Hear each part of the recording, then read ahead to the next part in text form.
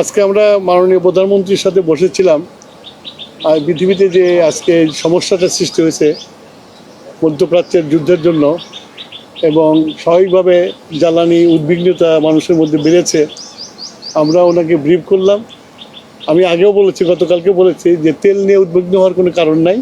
আমরা রেশনিংটা করেছি এই জন্যই যে একটা অনিশ্চয়তা আছে, যুদ্ধটা কতদিন চলবে, সেই জন্য আমরা একটা রেশনিং করেছিলাম। কিন্তু মানুষ এই রেশনিংটাকে ভয় পেয়ে স্টক করা শুরু করেছে।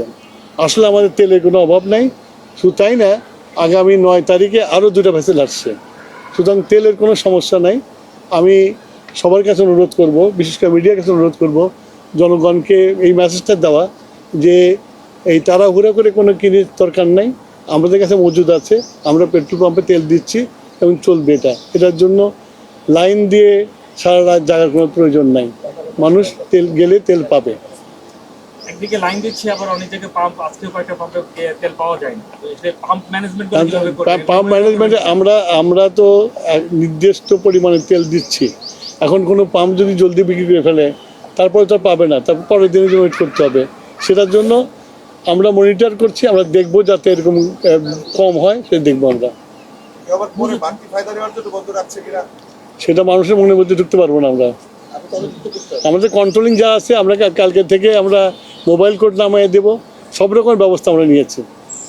মাননীয় মন্ত্রী, এখন যে রেশনিং করা হচ্ছে 2 লিটার করে মোটরসাইকেলে, এতে করে তো একদিন পর পরই যেতে হচ্ছে অনেক, এটা কি আর একটু বাড়ানো যায় কিনা? না, আমি তো বললাম যে আমার মজুদ আছে, কিন্তু ওই যুদ্ধ কবে থামবে কেউ তো আমরা জানি না। তা আগে থেকে আমার ঘর ঠিক করতে হবে না, সঞ্চয়টা রাখতে হবে না? সেই জন্য আমরা এই সঞ্চয়টা করছি। আমাদের আরও 2টা ভেসেল আসছে 9 তারিখে, সুতরাং আমাদের যে শর্টেজ পড়ার কোনো সুযোগ নাই।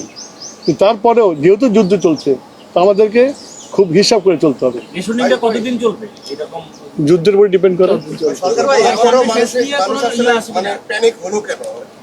এটা মানুষের, এটা মানে আমরা সবাই করি, এটা খালি মানুষকে বলে লাভ নেই, সবাই করি যে মজুত করার চেষ্টা করি। সে হইতে পারে, কিছু করার নেই। তবে আমরা সরকার হিসেবে আশ্বস্ত করতে চাই, এত অডিট হওয়ার কিছু কারণ নেই। আমি অত ডিটেলসে যাব না। আমাদের অল্টারনেটিভ, কাতার ছাড়া অল্টারনেটিভ ব্যবস্থা আছে, আমরা চেষ্টা করছি সব জায়গাতে আনার জন্য। বললাম তো আমাদের 2টা ভেসেল আসছে 9 তারিখে। আমাদের এলএনজি, এলপিজি সকল ধরনের তেলের পর্যাপ্ত মজুত রয়েছে এবং আগামী দিনগুলোতে যেন কোনো সংকট না ঘটে সে কারণে আমরা বিকল্প উৎস থেকে আমরা কাজ করছি। আমরা আপনাদের মাধ্যমে দেশবাসীকে এই অনুরোধটা করতে চাই, আতঙ্কিত হওয়ার মতো কিছু নেই, কিন্তু বৈশ্বিক পরিস্থিতি বিবেচনায় আমরা সতর্ক হব, সকলে সচেতন থাকবো, এটুকুই আহ্বান। ধন্যবাদ। আসসালামু আলাইকুম।